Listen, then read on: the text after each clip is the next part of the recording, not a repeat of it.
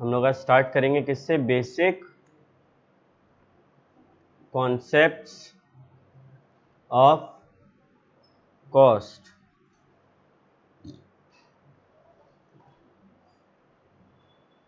सबसे पहला बात, टोटल कॉस्ट क्या होता है भैया? दो टाइप का कॉस्ट होता है, पिछले बार भी बोले थे, total fixed cost and total variable cost.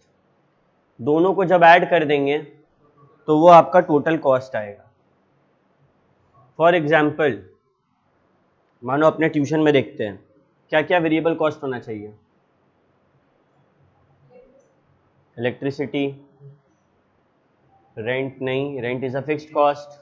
चाहे हम 100 बच्चा पढ़ाए चाहे 50 बच्चा, रेंट तो उतना ही होता होगा। Fees is not a cost, it is revenue. Teachers, wages, chair का कॉस्ट, स्टडी मटेरियल जो देंगे उसका कॉस्ट, ये सब क्या है? वेरिएबल है। और फिक्स क्या हुआ? रेंट, वाईफाई बिल, ये सब क्या है? फिक्स्ड है। चाहे 10 बच्चा पढ़ाए चाहे 100, ये लोग चेंज करते हैं क्या अपना? नहीं। Next, average cost will be equal to average fixed cost plus average variable cost. For the purpose of understanding what do we mean by average? Single का तुमसे पूछते हैं कि क्लास में एवरेज मार्क्स क्या आया, तो क्या करता है तुम लोग? सबका ऐड करता है, divided by number of students कर देता है और बोलता है कि मोटा मोटी सब बच्चा को इसके आसपास आया। तो जब एवरेज कॉस्ट पूछते हैं तो सारा बच्चा के ऊपर जितना खर्चा और ऐड करेंगे डिवाइडेड बाय नंबर ऑफ बच्चास कर देंगे, है ना? क्या कर रहे हैं हम लोग? Total cost divided by n कर रहे हैं, है ना? तो एक बच्चे के ऊपर कितना खर्चा लगा हमको पता चल गया, एक टोटल कॉस्ट कितना। उसके बाद अच्छा n भी बोल सकते हैं, इसको q भी बोल सकते हैं, एक ही बात है, क्वांटिटी होता है ये। एवरेज फिक्स्ड कॉस्ट क्या होगा? Total fixed cost by q। और एवरेज वेरिएबल कॉस्ट क्या होगा? Total variable cost by q।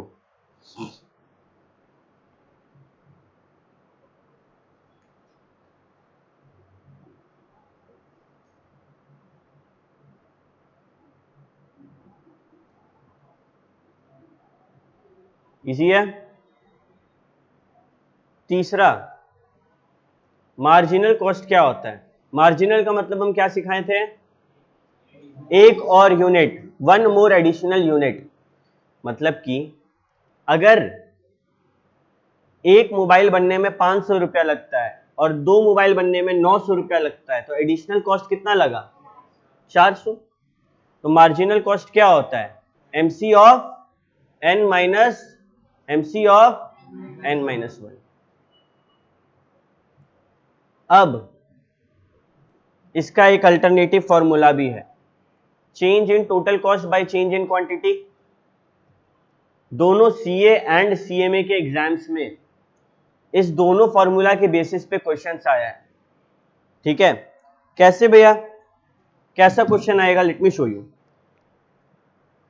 तुमको दो यूनिट दे देगा कि जब 5 यूनिट प्रोड्यूस हो रहा था कॉस्ट था 500 और जब 6 यूनिट प्रोड्यूस हुआ कॉस्ट हुआ 900, तो कितना मार्जिनल कॉस्ट है? तुम लोग बोल देगा 400। ये पहला मेथड यूज हो गया। और तुमको बहुत बार दे देगा कि चेंज इन टोटल कॉस्ट इतना है, एट क्वांटिटी 500 एंड 600। तो तुमको क्या करना होगा? चेंज इन टोटल कॉस्ट दे दिया है, चेंज इन क्वांटिटी निकालेंगे, 600 माइनस 500 बाय 600 माइनस 500 कितना होगा? 100। और उसके बाद डिवाइड करके क्या आ जाएगा? Marginal cost. इसके ऊपर हम लोग डिस्कशन करेंगे, क्वेश्चन सॉल्व करेंगे, टेंशन नहीं है। यहां तक तो तुम लोग को हम करा दिए। चलो एक क्वेश्चन बनाए, तुम लोग को आधा बना के देंगे, तुम लोग पूरा बना लेगा ना? देखो तो क्वेश्चन,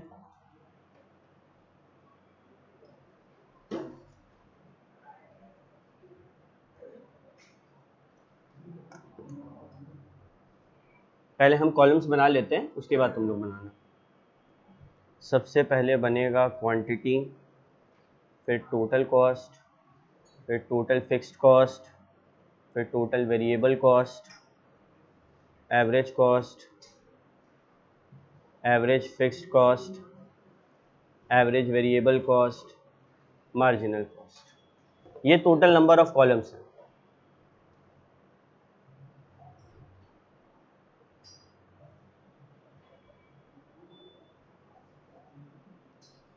तुम लोग भी कॉपी में ऐसे बनाओ।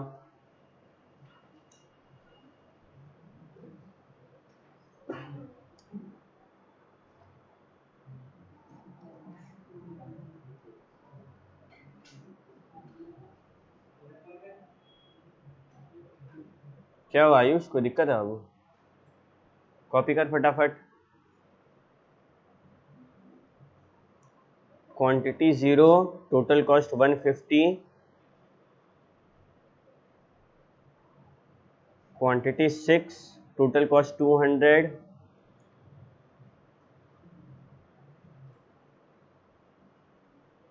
Quantity 10, total cost 250, quantity 29, total cost 300, quantity 24, total cost 350, quantity 55, total cost 400, quantity 60, total cost 450।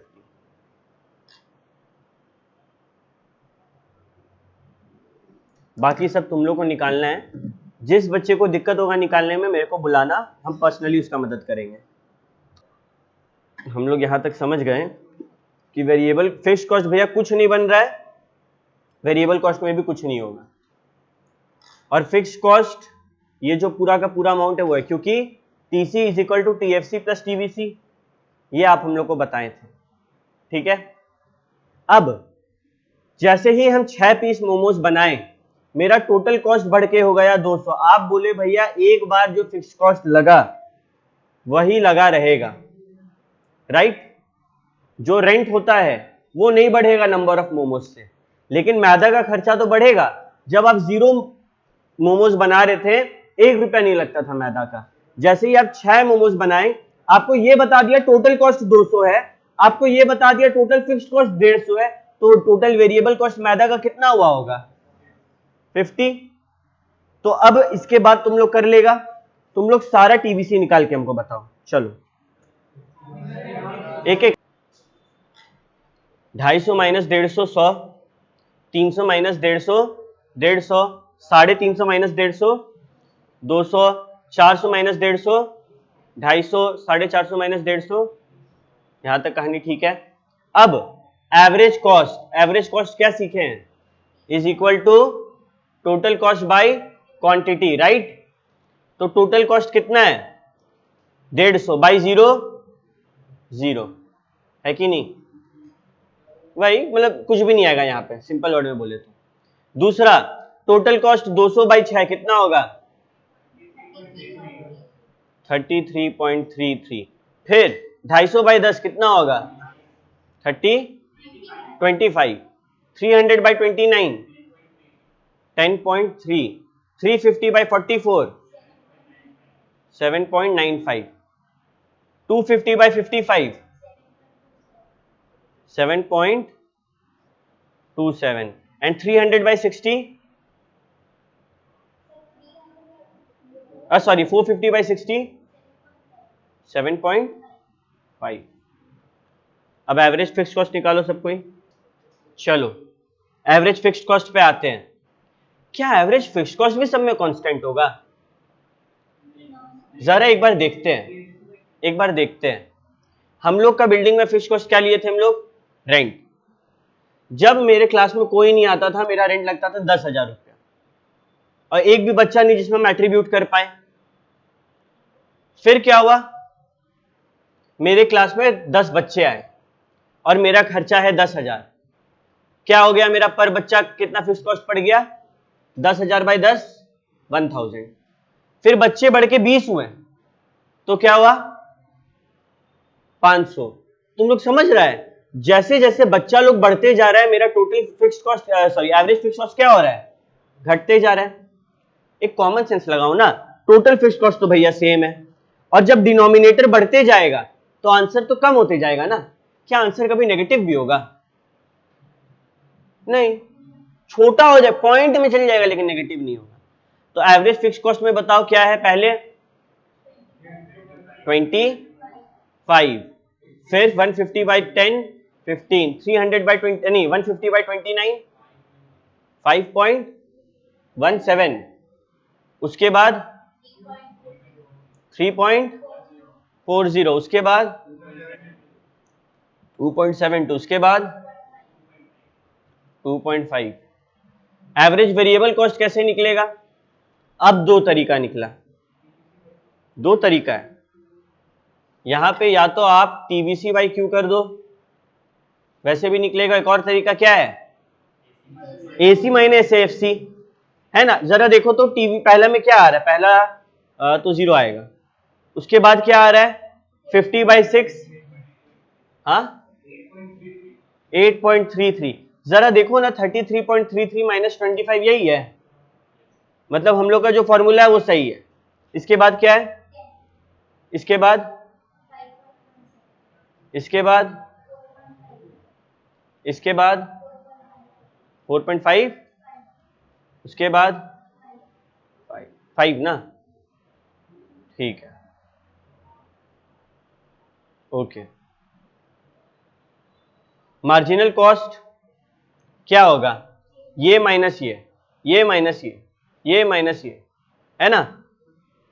MC eight n, अगर तुम लोग को हम दिखाएं ऐसे, MC of n, sorry TC of n minus TC of n minus 1, है ना।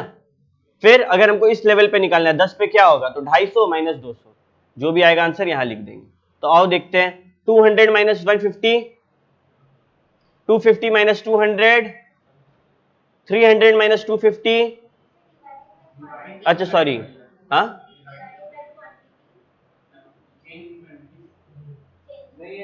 ये एवरेज मार्जिनल कॉस्ट थोड़ी है, हम एक का मार्जिनल कॉस्ट पूछे हैं।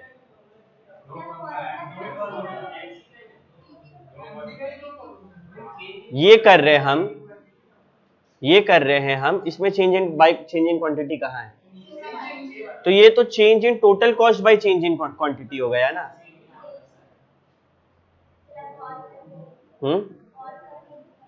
हम्म एक सेकंड रुको, इसको ना जंपिंग मेथड बोलते हैं। इसके ऊपर एक क्वेश्चन है वो करवाएंगे, लेकिन फॉर द टाइम भी एक सेकंड।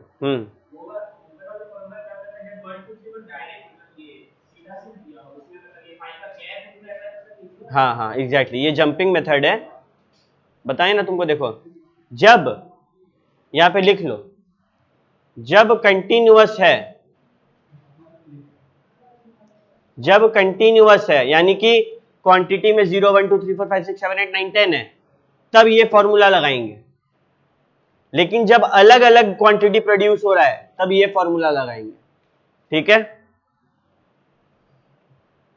क्लियर है। अब 200 माइनस 150 50/6 कितना हुआ? 8.33। उसके बाद 250 माइनस 200/4 कितना हुआ? 12 पॉइंट, देखा जाए तो 50/19, है ना। 29 माइनस 10 19 कितना आया? उसके बाद, उसके बाद 4.55 एंड लास्ट में किसी बच्चा को दिक्कत हुआ? अगर यहां पे रहता 0 1 2 3 या फिर 10 11 12 13 तब ये फॉर्मूला वैलिड था। इसको बोलते हैं जंपिंग मेथड, यानी कि जब नंबर ऑफ क्वांटिटीज के बीच में जो गैप है वो अलग अलग है, तब इस मेथड को यूज करते हैं। तो यहां पे फॉर्मूला क्या था?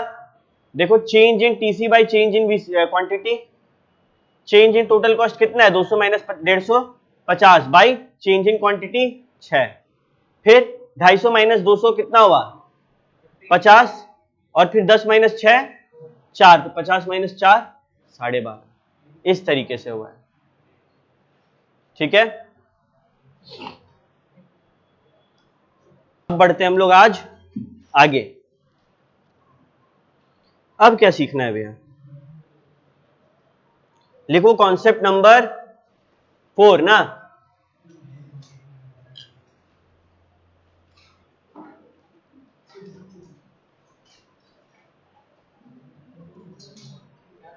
सबको लिखो कॉपी में, कॉन्सेप्ट नंबर 4, जितना हो गया छोड़ दो उतना में।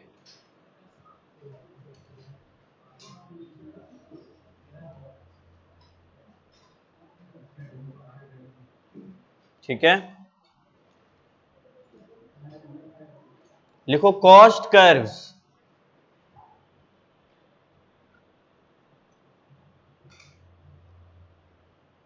तुम लोग के पास जो कोई पहला क्वेश्चन हम बनवाए थे वो रखा हुआ है ना? तुम लोग मेरा मदद करेगा। हमको ये बताओ, एक्स एक्सिस में क्या लिखेंगे?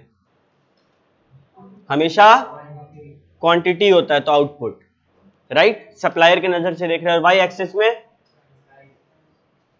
कॉस्ट, हम लोग कॉस्ट में कैलकुलेट कर रहे हैं ना, तो कॉस्ट। रुपीज वाला आइटम वाई एक्सिस में होता है, नंबर्स वाला आइटम एक्स एक्सिस में होता है। ये ट्रिक है याद करने का। ओके, सबसे पहले बताओ टोटल कॉस्ट कर्व कैसा है? क्या डायग्राम है टोटल कॉस्ट कर्व का? इंक्रीजिंग है कि डिक्रीजिंग है?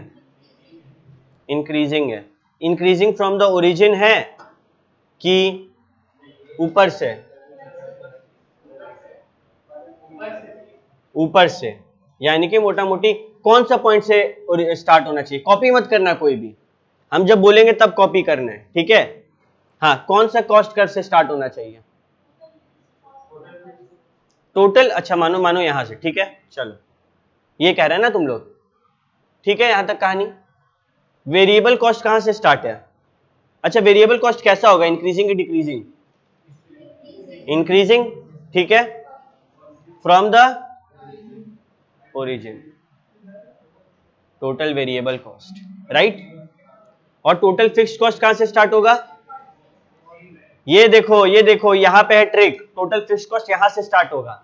देखो क्या पहला जीरो पे टोटल कॉस्ट और टोटल फिक्स्ड कॉस्ट सेम है, तो यहां से। अच्छा, अपवर्ड डाउनवर्ड या parallel to x axis, right? अभी मालूम है मैजिक क्या होता है ऐसा ग्राफ में? इसके बीच का जो गैप है वो किसके बराबर होना चाहिए?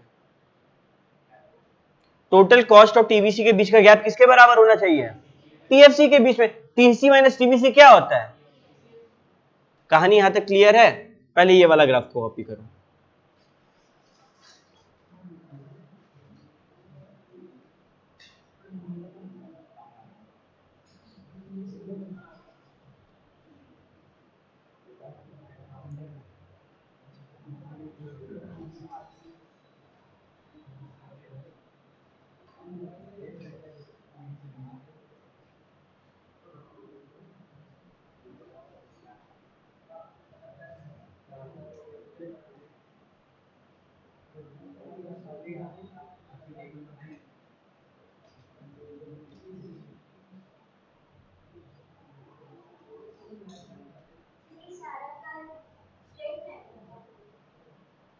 एज ऑफ नाउ चेंजेस आएगा, दिखाते हैं।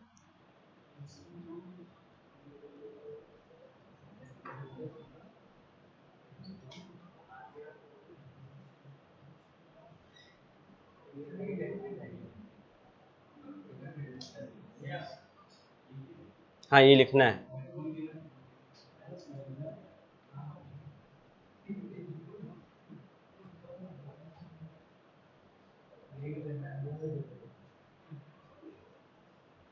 फटाफट कॉपी करो।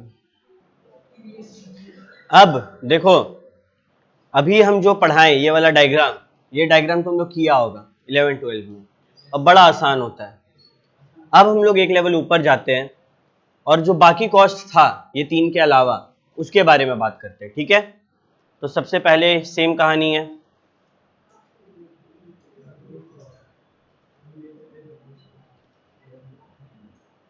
ग्राफ बनाएंगे जिसमें एक्स पे होगा आउटपुट और वाई पे होगा कॉस्ट।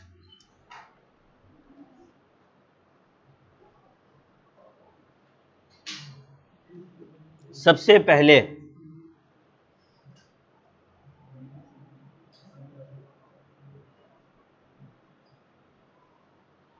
एक सवाल, कौन सा कर्व का स्लोप डाउनवर्ड स्लोपिंग होगा?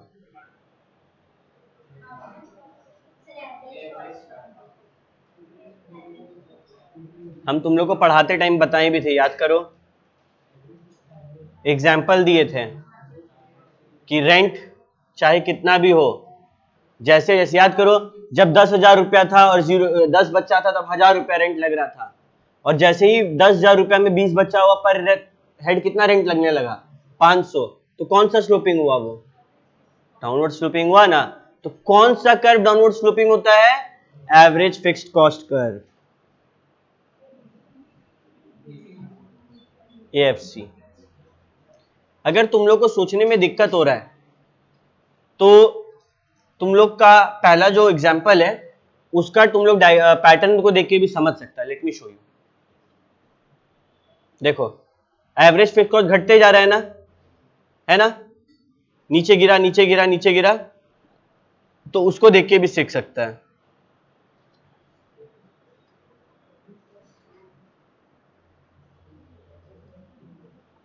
एटीसी एएफसी के ऊपर होगा कि एएफसी के नीचे होगा, एवरेज कॉस्ट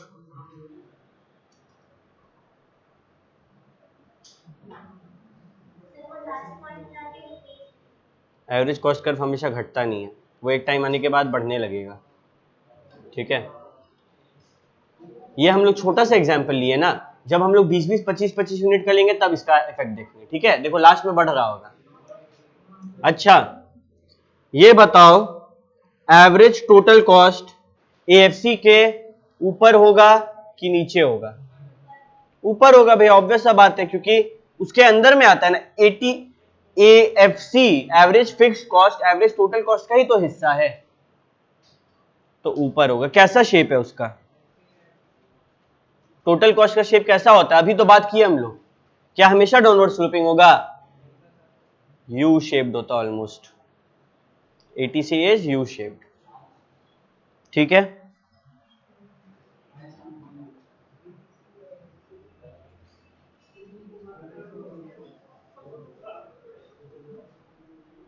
मार्जिनल कॉस्ट कहां से स्टार्ट होता है? देखो तो क्या मार्जिनल कॉस्ट एएफसी से छोटा है कहीं पे है? फिर कभी बड़ा हो रहा है? और एक क्या कभी वो एवरेज टोटल कॉस्ट से भी बड़ा है?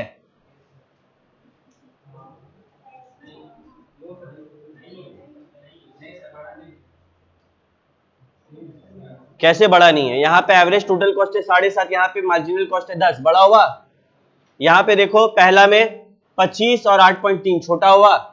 मतलब ये एक ऐसा पॉइंट है जो शुरू यहां से होगा और ऊपर जाएगा, राइट? यही ना बोल रहा है, यही तुम सिखाना चाह रहे हो तुम लोग को कि मार्जिनल कॉस्ट एएफसी से कम होता है स्टार्टिंग में। देख लो जो पहला क्वेश्चन है, कम है, फिर धीरे धीरे एएफसी को पार किया होगा, एएफसी से बढ़ा होगा, फिर लास्ट में तो एटीसी को भी पार कर गया। तो ये हुआ ऐसा। ये हर पॉइंट पे सवाल बनता है, क्या मार्जिनल कॉस्ट कर्व कभी एटीसी को पार करेगा? यस करेगा। मार्जिनल कॉस्ट कर्व इनिशियली किससे छोटा रहता है? एएफसी से छोटा रहता है। ठीक है, एबीसी बचा, एबीसी का क्या होगा? क्या एबीसी का भी मार्जिनल कॉस्ट? शुरुआत में बताओ तो एबीसी और मार्जिनल कॉस्ट का रिश्ता, क्या एबीसी बड़ा है मार्जिनल कॉस्ट से?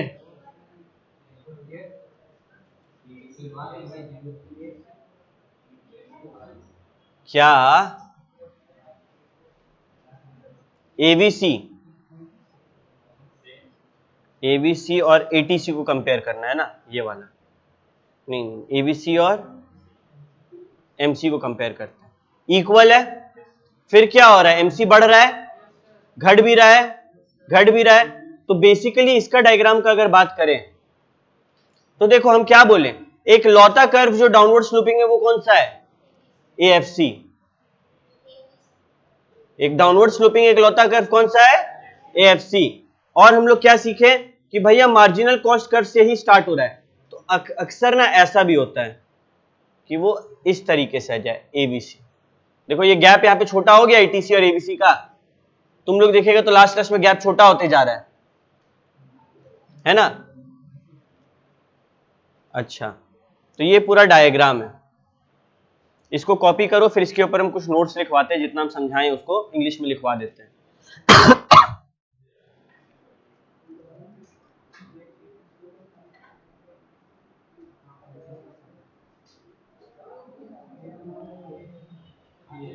हो गया कॉपी? एवरी बच्चा लोग है इधर, कॉपी हो गया सबका? चलो नोट्स लिखते हैं इसके ऊपर। पहला note, only dash curve is downward sloping. AFC curve is downward sloping.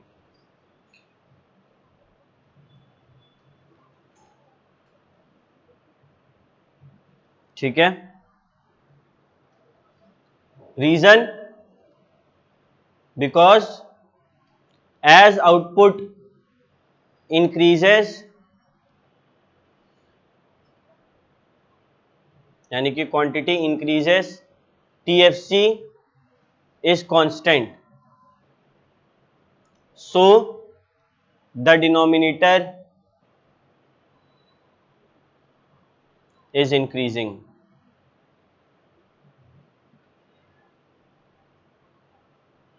दूसरा इंपॉर्टेंट पॉइंट, क्या AFC कभी भी जीरो या नेगेटिव होगा? It can never be zero, और जब जीरो पहुंचा ही नहीं तो नेगेटिव कैसे चल जाएगा भाई?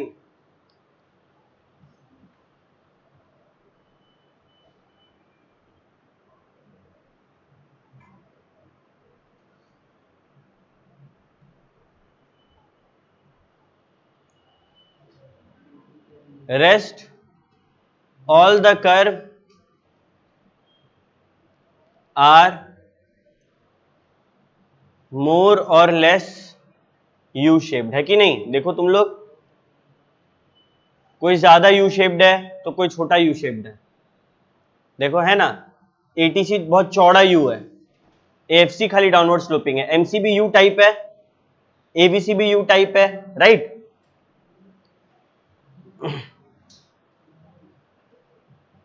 अब इंस्टीट्यूट का एक बहुत ही फेवरेट सवाल है। अच्छा कॉपी नहीं किया है, लो करो। इंस्टीट्यूट का फेवरेट क्वेश्चन क्या है, सुनो, और हम देखते हैं कौन बच्चा इसका जवाब देता है। Y is AC curve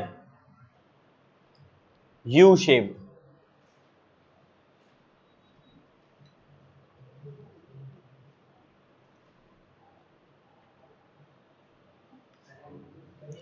Because of,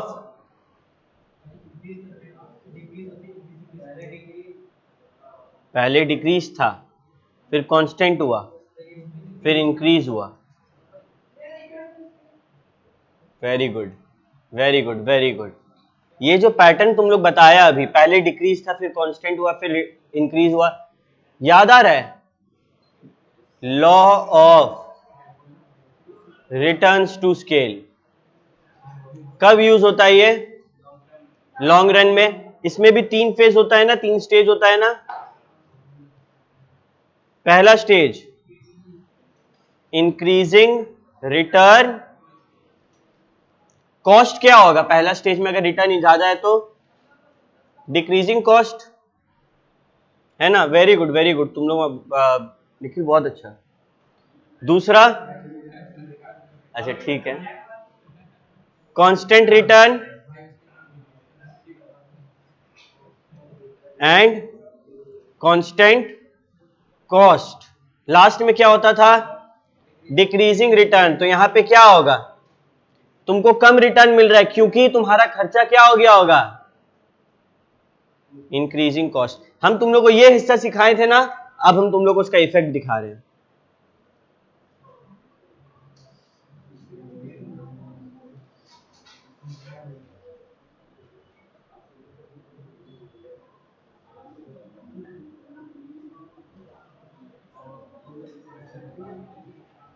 है ना? अगर एक छोटा सा डायग्राम बनाना चाहे तो बना सकते हैं कि यू शेप्ड होता है जिसमें 1, 2 और 3 तीन स्टेजेस है। इधर क्वांटिटी, इधर कॉस्ट।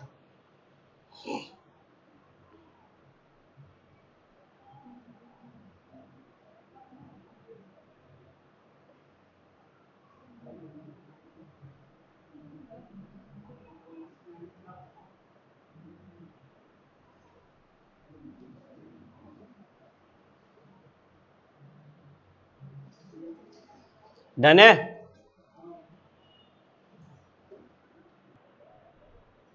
एक और क्वेश्चन है, relationship between AC and MC। AC और MC के बीच में क्या कोई रिश्ता है?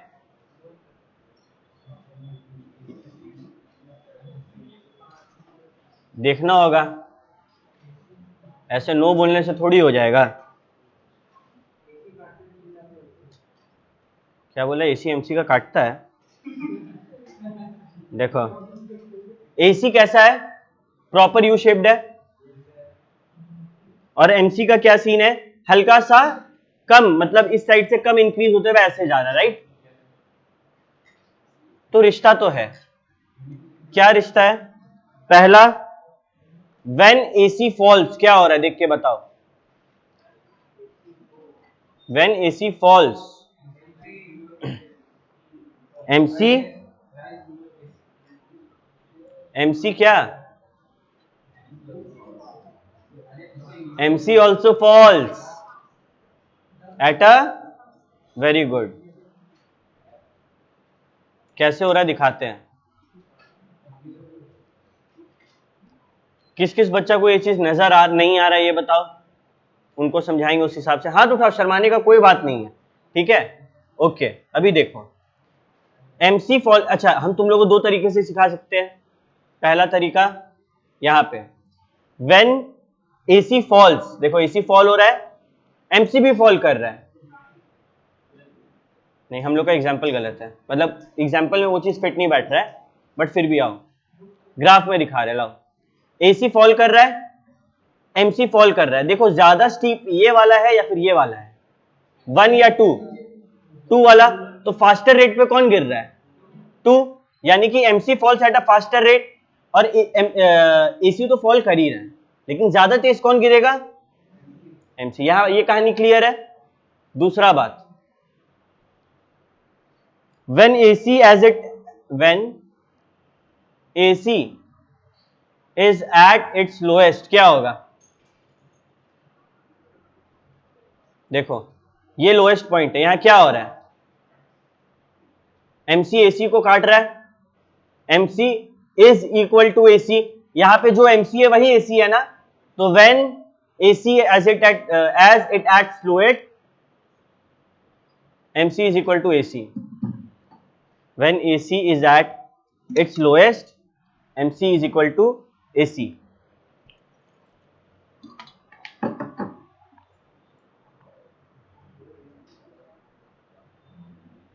और तीसरा, when AC rises क्या हो रहा है, रेट क्या है, ज्यादा स्पीड कौन भाग रहा है? देखो ये धीरे धीरे राइज कर रहा है और MC शूट कर गया ऊपर। तो when AC rises, MC rises at a faster rate। Krrish समझ रहा बाबू? लिख नहीं रहा, बाद में लिखेगा, ठीक है? Note dash curve cut dash curve at its lowest point. ऊपर लिखे हैं MC curve cut AC at its lowest. फटाफट इसको कॉपी करो। तो हम लोग यहां पे क्या सीखे कि भैया short run and long run average cost, सारा शॉर्ट रन एवरेज कॉस्ट को मिला देंगे तो क्या निकलेगा, लॉन्ग रन एवरेज कॉस्ट निकलेगा। अब एक कंपेटिटिव फर्म का शॉर्ट रन में बहुत सारा ऐसा पॉइंट्स होगा अलग अलग, जैसे फॉर एग्जांपल आने वाला 3 महीना में अगस्त सितंबर अक्टूबर, मेरे लिए सितंबर बेस्ट है। फिर अगला उसका अगला क्वार्टर नवंबर दिसंबर जनवरी, मेरे लिए दिसंबर बेस्ट है। ऐसे करके चलता जाएगा शॉर्ट रन में, सबका अपना अपना ग्राफ बनेगा। जब सबका ग्राफ को ऐड करेंगे हम देखेंगे कि साल भर में जून एक ऐसा टाइम आ रहा है जब मेरा कॉस्ट सेम रहता है। तो लॉन्ग रन का भी हम निकाल दिए ना लोएस्ट पॉइंट ऑफ कॉस्ट, यानी कि सबसे कम खर्चा। उससे अच्छा कुछ हो सकता है कि तुम्हारा खर्चा सबसे कम लग रहा है, कम खर्चा इज इक्वल टू ज्यादा प्रॉफिट। ठीक है, ओके। लास्ट कॉन्सेप्ट आज का, concept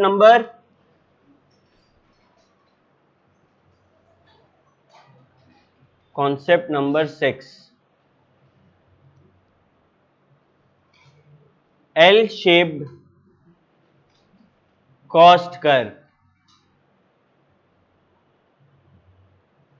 L shaped cost curve.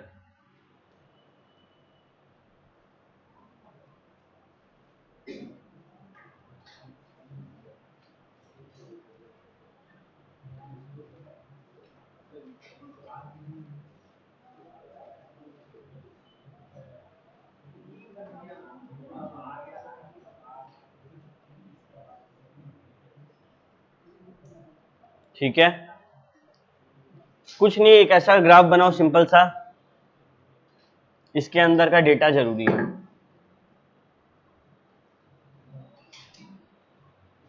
फटाफट ग्राफ बनाओ।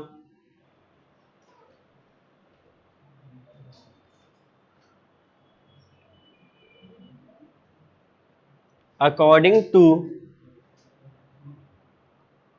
ट्रेडिशनल इकोनॉमिस्ट, ट्रेडिशनल मतलब नया या पुराना, अकॉर्डिंग टू ट्रेडिशनल इकोनॉमिस्ट यानी कि पुराने economist, LACRU shape.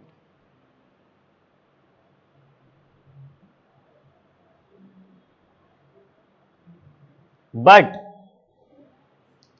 As per modern economist,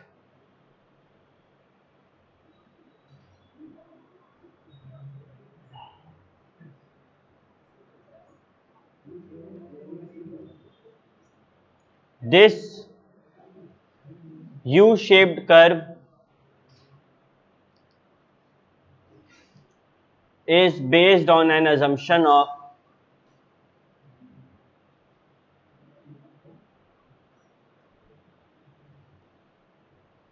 constant technology.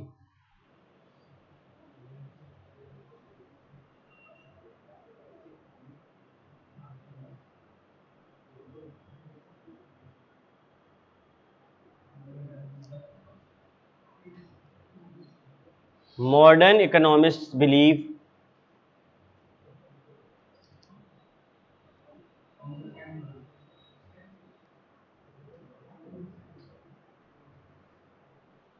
that by bringing improvement in technology,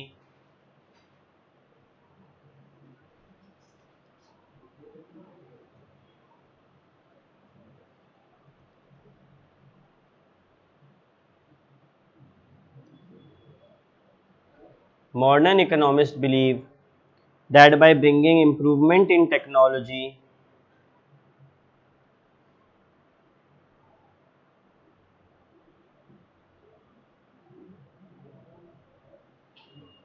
we can reduce the cost and not let it rise again.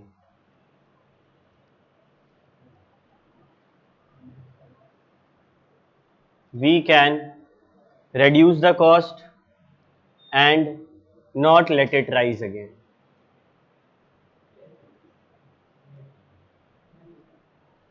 कहने का मतलब है कि पुराने इकोनॉमिस्ट का कहना है,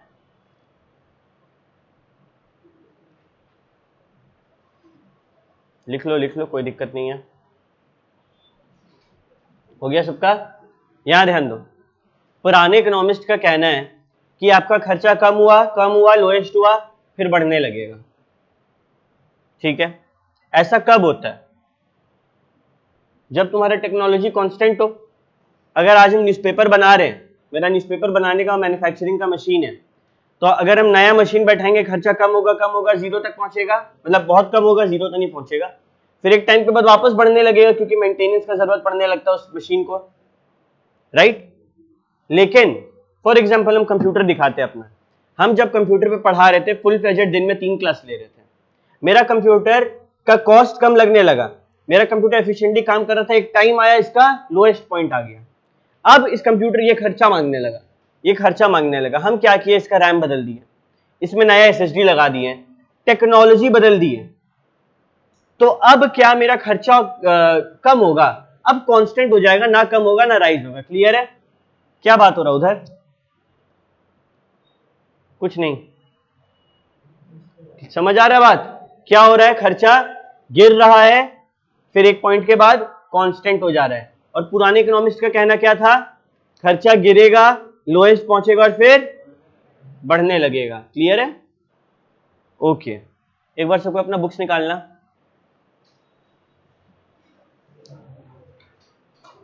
तेरा बुक में बाद में बैठ के हम लोग टिक मारेंगे, ठीक है?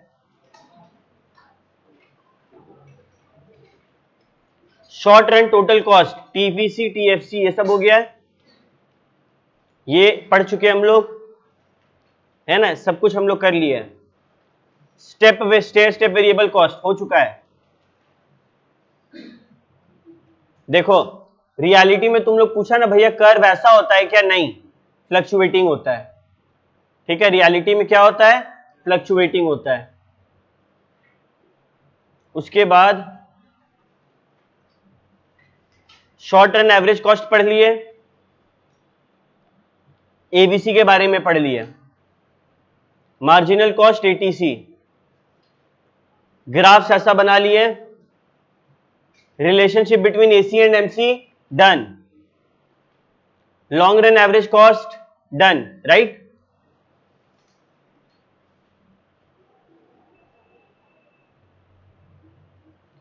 इस पे खाली स्टार देके लिख दो, डू रीड, ये जरूर से रीड करना है। पेज नंबर 3.37 में लास्ट में एलएसी यू शेप क्यों होता है? ओके,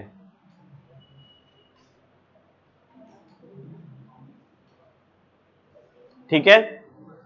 और ये जो टॉपिक है इकोनॉमीज एंड डिस इकोनॉमीज, इसके बारे में हम तुम लोग को बता चुके हैं। इकोनॉमीज मतलब एडवांटेज, डिस इकोनॉमीज मतलब डिसएडवांटेज। तो एक बिजनेस में इसके अंदर का मैटर नहीं पढ़ना है, ठीक है? खाली ये सब पढ़ना है। Internal economies and diseconomies का मतलब क्या हुआ? इंटरनल एडवांटेज और डिसएडवांटेज। एक फर्म का, कंपनी का इंटरनल एडवांटेज डिसएडवांटेज क्या होगा? पहला टेक्नोलॉजी अच्छा है तो एडवांटेज, बुरा है तो डिसएडवांटेज। दूसरा मैनेजर्स अच्छे हैं, कोऑपरेशन अच्छा है तो इकोनॉमीज, नहीं तो डिस इकोनॉमीज। तीसरा कमर्शियल, गुड्स कैसे प्रोड्यूस हो रहा है, मार्केटिंग कैसे हो रहा है, खर्चा कैसे मिनिमम रख रहे हैं, ये सब बाहर के फैक्टर्स पे डिपेंड करता है, नहीं कंपनी के अंदर के पॉलिसीज पे डिपेंड करता है। फिनेंशियल, कितना डिबेंचर है, उस पर इंटरेस्ट देना होगा। डिबेंचर में क्या होता है? प्रॉफिट हो ना हो इंटरेस्ट देना है, लेकिन डिविडेंड क्या होता है? प्रॉफिट होने पर देना है। तो वो फिनेंशियल कैसा है? ज्यादा इक्विटी है और कम डिबेंचर है तो ठीक है, इकोनॉमीज है। बहुत ज्यादा इक्विटी है तो डिस इकोनॉमी हो जाएगा, क्योंकि वोटिंग पावर बढ़ गया मेरा, तो वो सब है। रिस्क बियरिंग, रिस्क कौन कितना लेगा, ये अंदर का मामला है कंपनी का कि बाहर से गवर्नमेंट बोलता है? अंदर का मामला है। और एक्सटर्नल में वो चीज जो मेरे बाहर है। अच्छा, क्या एक्सटर्नल फैक्टर्स आपके कंट्रोल में होते हैं? नहीं। तो एक्सटर्नल में मानो रॉ मटेरियल सस्ता में मिला, मशीन सस्ता में मिला, इकोनॉमीज है। महंगा मिल रहा है, डिस इकोनॉमीज है। बाहर मॉडर्न टेक्नोलॉजी एडवांसमेंट हो रहा है और हम अडॉप्ट कर सकते हैं, इकोनॉमीज है, नहीं तो डिस इकोनॉमीज है। स्किल्ड लेबर का डेवलपमेंट, लेबर्स अच्छे मिल रहे हैं, इकोनॉमीज है। एंसिलियरी इंडस्ट्री मतलब मेरा अगर न्यूज़पेपर का काम है तो मेरे से रिलेटेड इंडस्ट्रीज, कागज, मशीन्स, इंक, फोटोग्राफर्स, ये लोग कैसे हैं? अगर ये लोग अच्छे हैं तो इकोनॉमीज है, नहीं तो डिस इकोनॉमीज है। फिर ट्रांसपोर्टेशन और मार्केटिंग, ये कब काम आता है? डिस्ट्रीब्यूटरशिप में, ठीक है? अगर ये अच्छा तो इकोनॉमीज, नहीं तो डिस इकोनॉमीज। और इंफॉर्मेशन भी बाहर से लिया जाता है, याद करें बीसीके चैप्टर 2 पढ़ रहे थे, exchange of resources, exchange of information, and ये याद आ रहा है ना, वो वाला 3 चीज था जो उसमें एक्सचेंज ऑफ इंफॉर्मेशन।